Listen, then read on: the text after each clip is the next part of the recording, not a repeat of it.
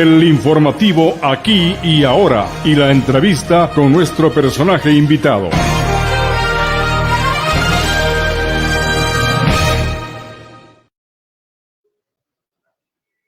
Amigos y amigas del periódico Expectativa, tal como estaba previsto, anunciado, hoy tenemos la entrevista con Aquí y Ahora, con la señora Paulina Bercutier Quinche, viceprefecta de Imbabura. Revisando las redes sociales, en Google dice, la primera mujer indígena en ser gobernadora de la provincia. Paulina, gracias por aceptar esta invitación. Nosotros siempre abiertos a todos los sectores de orden político, a las autoridades, porque es responsabilidad nuestra tener informada a la comunidad de lo que hacen precisamente las autoridades de designación popular. Sería interesante que aquí esté el prefecto, esté el alcalde, en fin, vamos a tratar de conseguir esas comparecencias. Por lo tanto, agradezco esta deferencia de Paulina Bercutier. Bienvenida, buenos días, Paulina. Alipunya, buenos días. Qué gusto estar aquí. Un saludo cordial a usted, a este medio y a todo Imbabura que seguramente nos escucha, nos mira y está a la expectativa de lo que está pasando en la provincia y en el país. Así es. Gracias por estar presente a los tiempos que logro entrevistarla. ¿Por qué Prefectura Ciudadana de Imbabura? Antes era Prefectura de Imbabura, ahora es Ciudadana. ¿Por qué el nombre?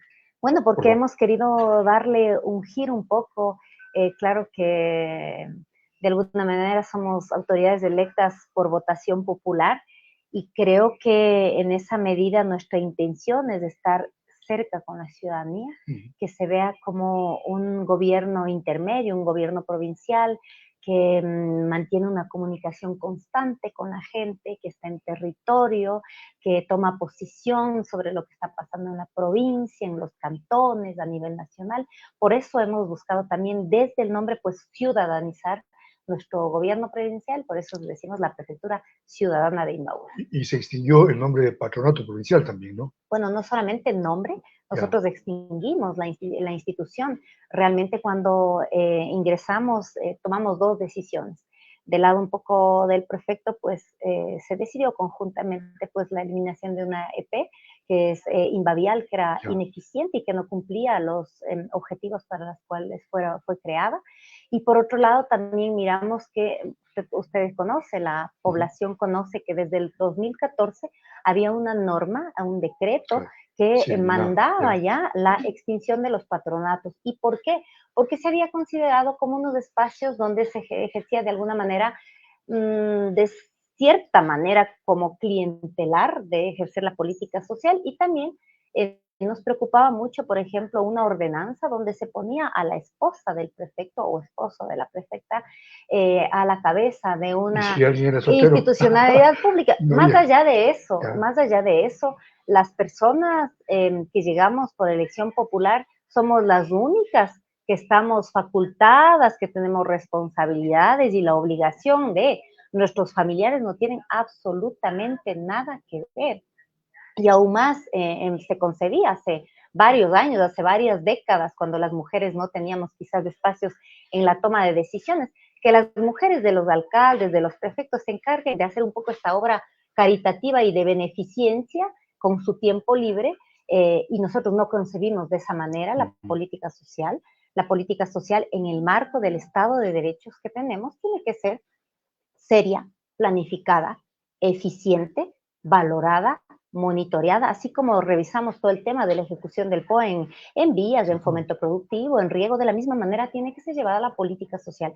De esa manera extinguimos el patronato y pasamos hacia la figura de una dirección de género y derechos humanos, desde donde se está desplegando el proyecto Guarmi Imbabura.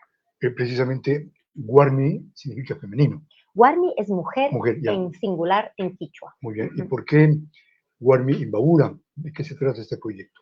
Bueno, Guarmi Imbabura, yo caminé antes de llegar a la prefectura en toda mi campaña con este proyecto para responder a una realidad que está vigente en nuestro país y en nuestra provincia. Lamentablemente, Imbabura es la provincia que está en el 5º lugar en temas de violencia de género, dolorosamente a nivel nacional.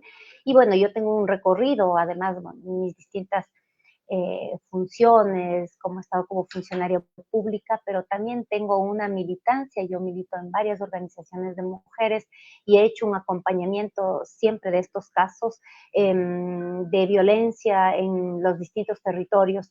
Y llegamos acá justamente con este proyecto Warmi Imbabura para luchar contra estas violencias.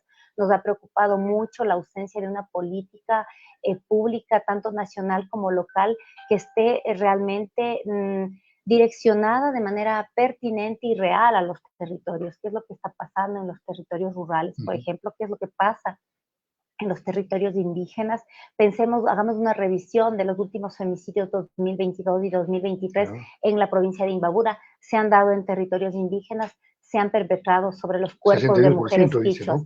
Así es, De la entonces cifra. realmente la cifra a nivel nacional es que 6.5 de cada, digamos, por ciento de cada mujer en el Ecuador ha sufrido algún tipo de violencia, pero de nuestra línea base, el cantón que supera el 80% de violencia de género es en el Cantón Otavalo. Entonces, realmente eso nos ha preocupado mucho y ha hecho que nosotros direccionemos de cierta manera también este proyecto. Y de eso se encargan las Warmis comisarias. Exactamente. De asesorar, de cuidar. Nosotros tenemos en esta dirección, bueno, tenemos varios ejes de trabajo. El proyecto Warmi Imbabura comprende de 4 ejes de trabajo. El primer eje son los centros de atención Warmi, donde están nuestras compañeras Warmi comisarias, que son nuestras compañeras que están en territorio, haciendo el nexo con los cabildos, con las tenencias, con las presidencias de juntas parroquiales.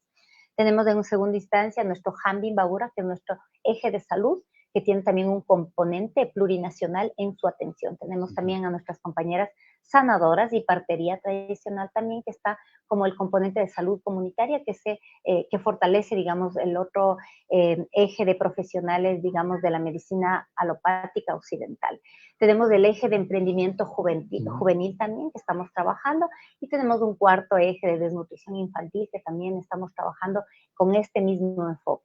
Vuelvo a decir, nosotros queremos superar esta visión asistencialista de que, bueno, hoy entro a un territorio, a una escuelita, a una comunidad que tiene altos índices de desnutrición y pues me encargo de dejar unas vituallas para que se tenga comida para 15 días. Lo que queremos más allá de eso es cómo esta intervención, esta inversión que se hace desde el Estado como gobierno provincial, también nos permita trabajar a fondo algunas desigualdades. Es decir, nosotros no podemos decir, bueno, la contraparte de los padres y madres de familia es que ustedes cocinen los productos, pero ¿cómo me encargo yo desde mi proyecto también que no sean las mismas mujeres las que siempre están cocinando? Porque yo lo que quiero es de alguna manera provocar algunas transformaciones también dentro. Entonces, hay mucho machismo, mucho machismo. Rural. No solamente creo que en el sector rural quizás puede ser un poco más visible, digamos, las estadísticas nos dicen así. En la última encuesta del uso del tiempo, las mujeres en la ruralidad en el Ecuador trabajan 37 horas más a la semana que sus compañeros hombres. Eso sobre todo en el tema rural. Pero yo también como mamá y como mujer, yo sé que nosotras las mujeres trabajamos mucho más, porque trabajamos en lo que es invisible en la economía del Estado, lo que es invisible y lo que es socialmente desvalorizado, que es el trabajo de cuidado. ¿Qué es el trabajo de cuidado? Crianza de los hijos, pensar no solamente en el momento, sino muchas mujeres, por ejemplo, que salimos ya a laborar en la esfera pública, en la esfera que tiene remuneración, seguimos haciendo este trabajo mental. Me levanto y pienso, ¿cómo voy a organizar la casa? ¿Cómo van mis hijos? ¿Qué es lo que necesitan mis hijos para esto? ¿Qué necesita mi casa para funcionar? Tengo que comprar el detergente, ¿qué vamos a comer ahora? Que esté equilibrado, ¿cómo mando a las compras? Eso supone todo un trabajo y una carga mental que la seguimos haciendo las mujeres y que eso no es valorado y que tampoco, que por un lado económicamente invalorado, digamos que no tiene sueldo, pero también socialmente desconocido, socialmente desvalorizado, porque hemos escuchado y siempre decimos, ¿no? Igual entre mujeres, digo, nunca diga usted que no trabaja si es que hace su trabajo en la casa, porque el trabajo de cuidado es el trabajo más pesado, es el trabajo menos reconocido, y es el trabajo que nunca acaba finalmente, ¿no? Pero eso lo estamos colocando nosotras las mujeres que estamos en la toma de decisiones, porque esto no tiene que ser como una queja de las mujeres, sino tenemos que pasar a hacer un ejercicio también de demandarle al Estado, de demandarle a la sociedad, a la comunidad, servicios y estrategias y políticas públicas que permitan que finalmente el trabajo de cuidado no esté sobre los hombros, sobre las espaldas solamente de las mujeres. Claro, ¿y cómo se canalizaría esta propuesta, Por ejemplo, esta política? Yeah. Pensando en la economía de cuidado, si nosotros decimos desde el programa Warming Babura vamos a hacer un ingreso con alimentación en una comunidad, me voy a encargar de que efectivamente la contraparte de la comunidad no sea solamente ejercida por las mujeres. Será unos medios de verificación. Si los padres de familia, si la comunidad, las dirigencias no cumplen con eso, pues me moveré a otro territorio. Tendré que entrar también a hacer, por ejemplo, trabajo sobre sensibilización sobre las tareas de cuidado en la casa, es decir, ¿por qué no los papás también, los hombres también no participan? Y cómo en la crianza, desde la pequeña infancia, se tiene que repartir de manera democrática las tareas. Ya basta de que los niños varones sean siempre atendidos por las niñas mujeres. Desde ahí se empieza todo este tema de finalmente una esclavización que tenemos las mujeres en los temas de cuidado y en los temas domésticos, que imposibilitan inclusive que nosotros estemos en las mismas condiciones cuando asumimos nosotros las mujeres políticas, cuando asumimos estos espacios, o en la academia, o en otros ámbitos que han sido tradicionalmente masculinos, que nosotros podamos estar en la misma condición que nuestros compañeros hombres. Y recién se aprobó en la Asamblea una igualdad en los sueldos entre hombres y mujeres, ¿no? Ya en 2024 recién.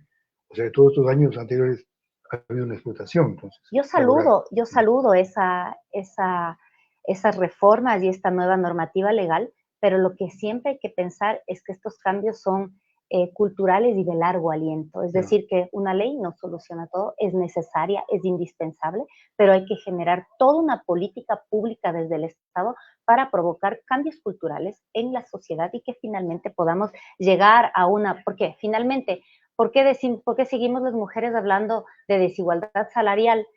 Porque todos los trabajos de cuidado, es decir, enfermeras, las personas que están atendiendo a las personas adultas mayores, las personas que hacen trabajo doméstico en las casas, todo eso es lo menos valorado. La mayoría de personas que están con el trabajo informal en las calles somos mujeres. Por eso decimos que hay una desigualdad estructural, porque es un hecho de que las mujeres ganamos menos en conjunto, porque estamos en los espacios donde menos se gana. Es decir, si usted va a hacer una valoración, le invito a usted, a los medios, que vayamos a hacer, por ejemplo, en la academia, una valoración de los puestos más remunerados, de los decanos, subdecanos, veamos cuántas mujeres hay ahí. Les invito. Inclusive yo me hago la propia autocrítica en el gobierno provincial, y esa es mi lucha también. Ahí estamos en esta conversación. Por ejemplo, dentro de las direcciones. Laboral, ¿no? Dentro de las direcciones. A ver, miremos. Efectivamente hay paridad, porque las direcciones son jerárquico mayor, donde se gana más. Digamos ahí, ¿quién está ganando más? O sea, en términos numéricos igual. Hay igual de directoras que de directores, y dentro de también de estos, ¿cuántos indígenas hay? ¿Cuántas mujeres indígenas? ¿Cuántas personas afroecuatorianas? ¿O solo tienen que estar siempre hombres blancos mestizos, clase media, clase alta en estos puestos, ¿no? Esa es la mirada que tenemos que tener en el Estado, pero también en las organizaciones, en las dirigencias, porque no creamos que eso solo se reproduce. El Estado es una expresión de lo que pasa en la sociedad, ¿no? Finalmente. Lo que pasa en la comunidad, lo que pasa en las organizaciones. Entonces, para ahí hay que ir, para esas transformaciones culturales. Para eso estamos las mujeres en la toma de decisiones. En la rueda de prensa que ofreció la prefectura hace pocos días, en el aporte de un equipo de camionetas para la seguridad, para el Estado, usted habló más bien del tema de la violencia en la familia, especialmente en el área rural, y usted decía que hay recortes sociales que abonan a las desigualdades. ¿Cómo comprender eso? Exactamente, porque creemos que la exacerbación de las violencias se da. Sí, claro, hay una coyuntura que estamos viviendo, quizás que es nueva, que no tiene antecedentes, que tienen otras formas también que no la hemos vivido como ecuatorianos y ecuatorianas, y que no es un tema exclusivo del Ecuador.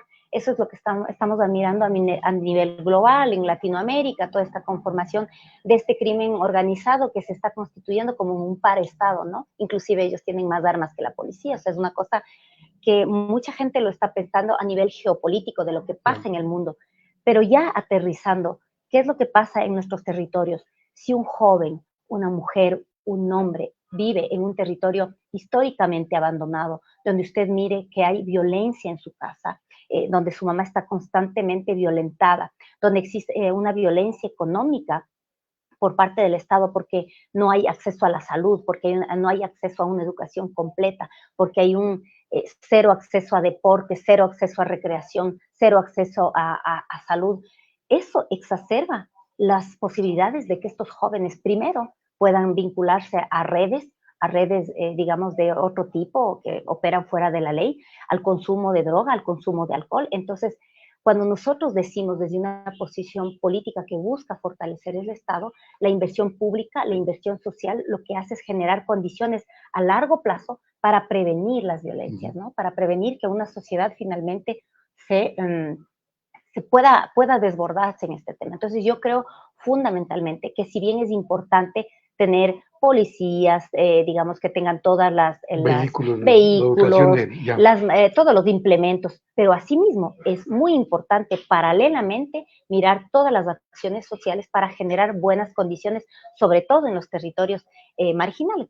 Aquí en Ibarra, por ejemplo, ¿qué pasa en Azaya? ¿Qué pasa en Alpachaca? ¿Qué pasa en los sectores urbanos marginales, ¿no? Y eso hay que tomar con responsabilidad y decir que en esos territorios hay que intervenir. Usted dice entonces, Paulina, que el caldo de cultivo para lo que estamos viviendo ahora nace precisamente de esa restricción del Estado. El caldo de cultivo es la desigualdad social, históricamente hablando, y a eso se suma que obviamente los territorios con más exclusión social desde hace siglos son territorios racializados, de la población indígena, de la población afroecuatoriana. Miremos lo que está pasando en Esmeraldas, miremos donde tenemos menos acceso a servicios públicos, donde hay más agua entubada, es en los territorios indígenas. Finalmente los territorios urbanos estamos de alguna manera mejor servidos en ese sentido, ¿no? Entonces creo que hay que mirarlo de esa manera para ser efectivamente responsable y no quizás ponernos a repetir un discurso guerrerista, un discurso belicista que pone como una separación entre los buenos y los malos, el Estado es del buenito, el presidente es del buenito y los policías son todos los buenitos y todos los otros son los malos. Veamos quién está en las cárceles.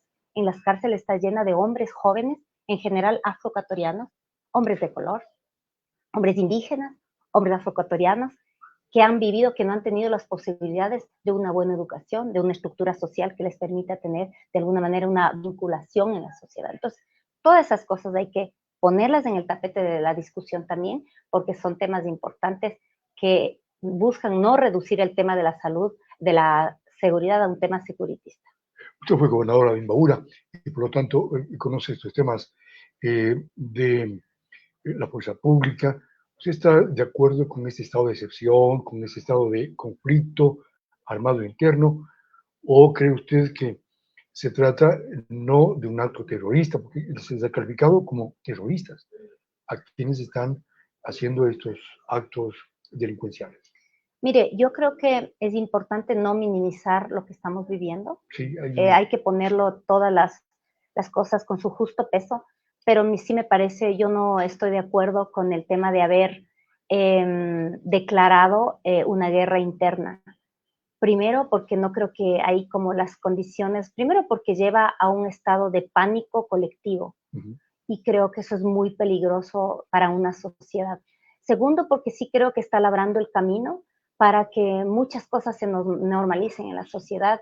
Cuando hay un estado de excepción, cuando se empieza a hablar de guerra interna, siempre vamos a perder más derechos, siempre van a haber los discursos racistas, los discursos xenófobos, y también lo que me preocupa mucho es que de alguna manera se tiene más licencia para que otras potencias vengan y se inmiscuyan en los asuntos del Ecuador, y creo que estamos perdiendo soberanía. Y me ha preocupado mucho porque sí siento, como política, como ecuatoriana, que este ha sido un argumento quizás desproporcionado para, por ejemplo, un poco calmar a la gente y pasarnos una ley en este momento que da luz verde para la privatización, por ejemplo, de la energía eléctrica, que es algo terrible para nosotros como ecuatorianos, ¿no? Sobre todo para las clases medias y las clases populares. Y esto del IVA también. Me parece que es terrible que ahora, por ejemplo, que a nombre igual de que no nos podemos congregar, de que estamos en un estado de excepción, no nos podemos organizar, cualquier protesta va a ser duramente sancionada, y que ahora se pase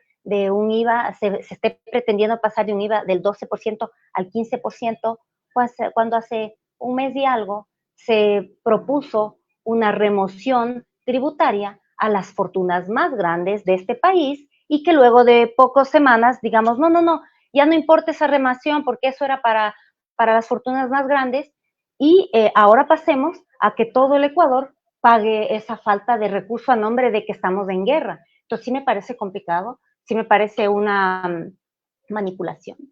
Yo lo voy a decir así, yo siento que eso quiere decir ponerse en contra de lo que se está haciendo, sino tener una visión integral, objetiva de lo que está pasando. Ahora, Paulina, en muchos sectores comentan que estamos así porque se permitió la libre movilidad en el país, la movilidad humana, la libre ciudadanía universal, y que también se dieron este tema de la tabla mínima de consumo de drogas, de derechos de las personas privadas de la libertad.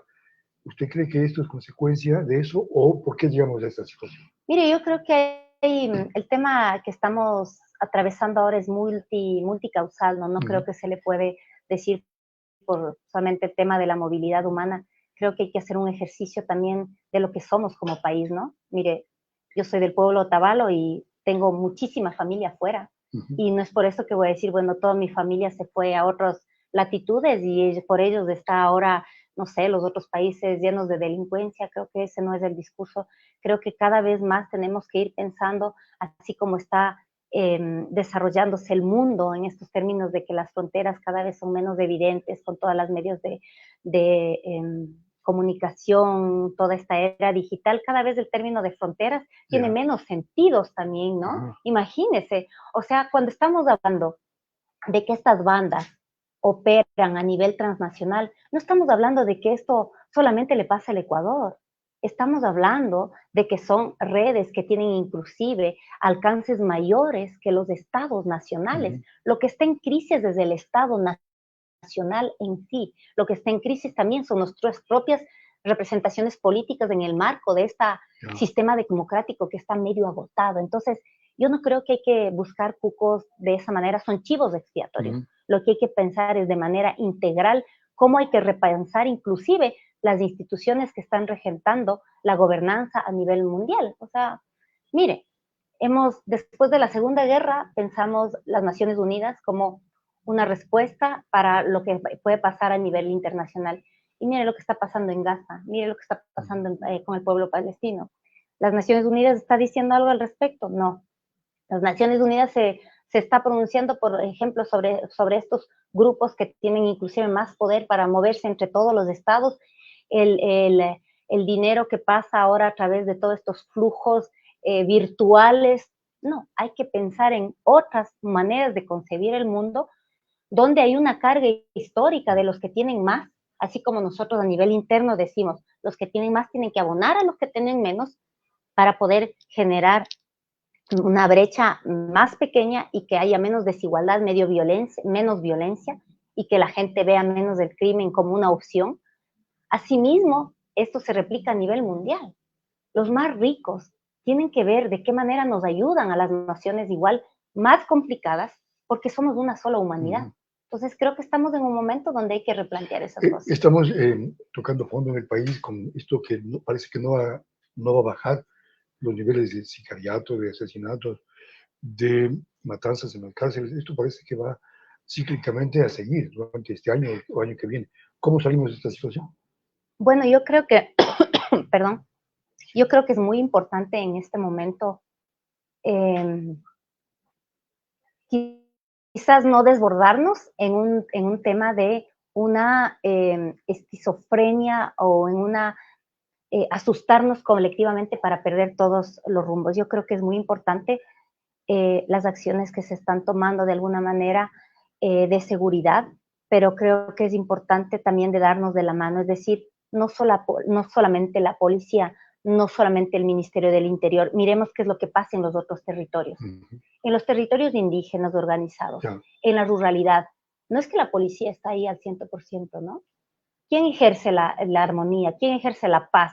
¿Por qué nosotros estamos, como Imbabura, no estamos en los niveles rojos que lamentablemente otras provincias hermanas tienen. ¿Por qué no estamos en esos niveles? Por la organización histórica popular. De las comunidades. De las comunidades, porque nosotros, si usted va a un territorio indígena, usted efectivamente siente que hay autoridades que desde antes que existe el Estado están ejerciendo un control también en ese territorio.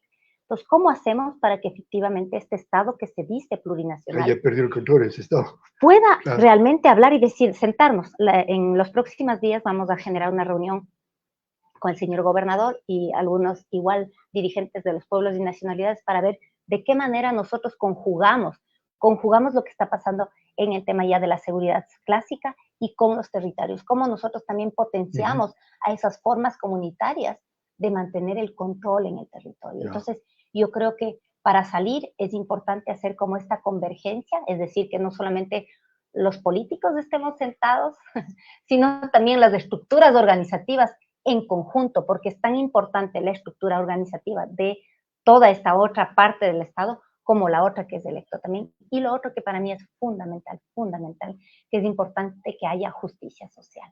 Justicia social, inversión social, a venir de INTA, de un recorrido. Y lo que me dice la gente, ¿no? Sí, tenemos los médicos, pero, por ejemplo, hay cero medicina, no tenemos nada de medicina. Entonces, ¿cómo quiere que la gente no deje su territorio si existe esta desigualdad social, ¿no? Entonces, la gente que tiene dinero compra su medicina y la que no, pues, que se muere. Entonces, a eso me refiero, justicia social, es decir, que los que tienen más, efectivamente, tienen que pagar más. No se puede hacer remociones, digamos, no se puede cerrar los ojos que frente a los grandes capitales, también a las grandes empresas, a los grandes bancos que son muy necesarios, son parte de nuestra sociedad. Pero hay que ser justos para construir una sociedad en armonía y en paz, efectivamente, los que tienen menos, los históricamente relegados, tienen que ser traídos también y tienen que ser, digamos, sujetos de derechos. Entonces, yo creo que hay que trabajar el tema seguridista, hay que trabajar la unidad nacional entre todos los actores, pero hay que también trabajar el tema de la justicia social y de la inversión social. Y en Imbabura están unidos, olvidando de temas políticos, de ideologías, de banderías políticas, porque en una rueda de prensa vi una asambleísta, faltaban 3. Yo creo que estamos unidos, nosotros hicimos la invitación a todo el mundo, pero yo siento que sí hay una buena voluntad y además también me he reunido con los presidentas de los 5 pueblos quichuas de acá y también de las 2 principales organizaciones, que son las que de alguna manera también se encargan de regentar el control en nuestros territorios, del control de la seguridad. Entonces, creo que hay una buena predisposición, pero creo que no es suficiente una sola reunión, creo que tenemos que seguir conversando. Una provincia más justa, más equitativa, ha dicho usted, y libre de violencia. Así es, para nosotros es fundamental poder trabajar, por eso es que estamos poniendo todo nuestro presupuesto, de hecho, el 40% de nuestro presupuesto ahora de lo que es Guarmi Imbabura está destinado a la prevención y a la lucha contra las violencias. Tenemos un equipo técnico multidisciplinario, bilingüe, que está efectivamente en los territorios. Estamos saliendo ahora a hacer una visita en todas las juntas parroquiales. Le decía yo que acabo de venir recorriendo las 8 juntas parroquiales de Cotacachi, 6 de la zona de INTA, presentando nuestro proyecto Guarmi, escuchando también cuáles son las particularidades. Me topo con casos dolorosísimos como niños, niñas jóvenes que tienen que caminar 4 horas para llegar a una unidad porque de repente al Ministerio de Salud, al Ministerio de Educación se le ha ocurrido cortar el tema de alimentación. Se me rompe el corazón, yo soy mamá ya también. No hay el desayuno, entonces son niños que se levantan a las 3 de la mañana para estar a las 7 de la mañana, por ejemplo, en la unidad José Peralta, en la parroquia de Peña Herrera. Entonces ahí me dicen, bueno, viceprefecta, hemos hecho tantas cosas, ya no podemos dejar en desabandono los presidentes de las comunidades, la comunidad de Barcelona, del Cristal. Por favor, ayúdenos, ¿cómo hacemos? Entonces, vengo cargada de responsabilidades porque finalmente, como el presupuesto es tan pequeño, nos toca priorizar como estos casos tan dolorosos. O como que agricultores, por ejemplo, estén expuestos ahora a estos niveles de agropesticidas. Decimos, sí, INTAG es el nivel, es nuestra cantera, la producción, la agricultura y tal. Creo que estamos haciendo también, y es otra de las preocupaciones que yo tengo, cómo apoyamos a esos agricultores, agricultoras que se mandan todo el trabajo, que cogen los agroquímicos y que ahora están sufriendo graves consecuencias para su salud, un nivel de cáncer. O sea, me vengo con todo eso, por eso es tan importante salir a territorio y plasmar en este 2024, en los 4 aristas del proyecto que tengo como WARMI, algunas de las más grandes necesidades que tiene Imbabura. Pero ahí necesito a mis aliados, necesito al Ministerio de Salud, necesito al Ministerio de Educación, necesito que todos hagan su trabajo para de alguna manera poder tener una intervención integral. Es decir, que la viceprefecta no es solo asistir cuando el prefecto le dice me voy fuera del país, que es usted como encargada, sino que tiene su propia no, yo tengo mi agenda de territorio, ¿no? Tengo mi agenda de territorio. De hecho, yo creo que el COTAD tiene que ser reformado. Las viceprefecturas, las vicealcaldías tienen que dejar de ser, y hasta la vicepresidencia de la República. Dejar de cumplir un papel de florero, decorativo. En general, históricamente las mujeres hemos asumido estos cargos. Tenemos que tener ya una norma clara. No existe. En la Asamblea habría que... En el COTAD dice la viceprefecta asume las funciones que le debe el prefecto, y si el prefecto decide... No le delega nada. Nada, entonces nada. Bueno, afortunadamente este no es el caso aquí, tenemos un entendimiento político y unos acuerdos políticos importantes, nos complementamos. El señor prefecto es mi aliado, es mi compañero, y yo estoy ahí también para hacer este otro trabajo, para poder servir de mejor manera a Imbabura. Para que no lo vayan a delegar a Israel.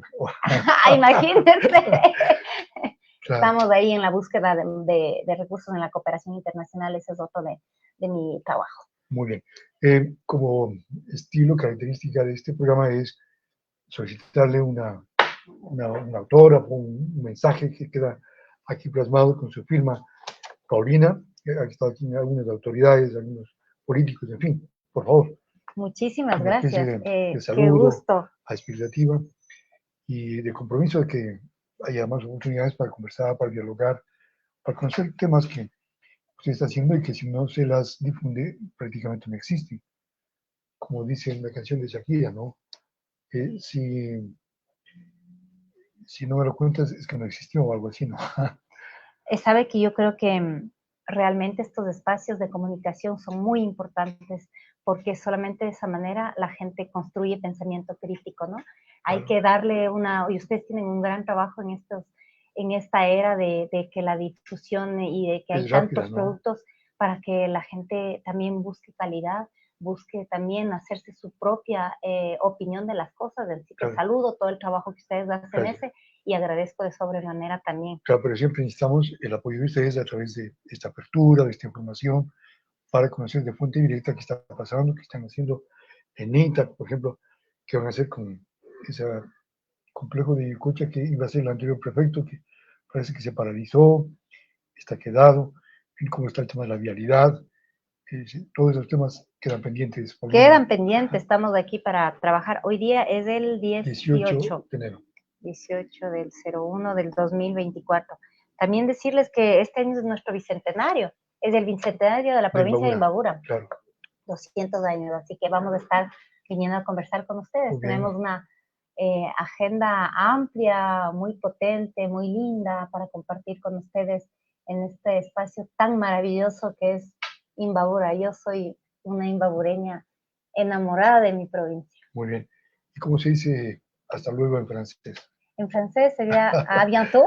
¿En quichua? En Cayacaman sería hasta mañana, hasta Cascaman, hasta un ratito. Hasta pronto. Entonces, muy bien. Muchas gracias, Paulina. Gracias. La viceprefecta de Imbabura, Paulina Bercoutier, apellido francés, porque su padre es francés, y Quinche por su madre. Una buena tarde y gracias por acompañarnos en las cámaras Carlos Hernández Salazar y también la coordinación de Verónica Gallardo. Hasta pronto. Muy bien. Muchas gracias.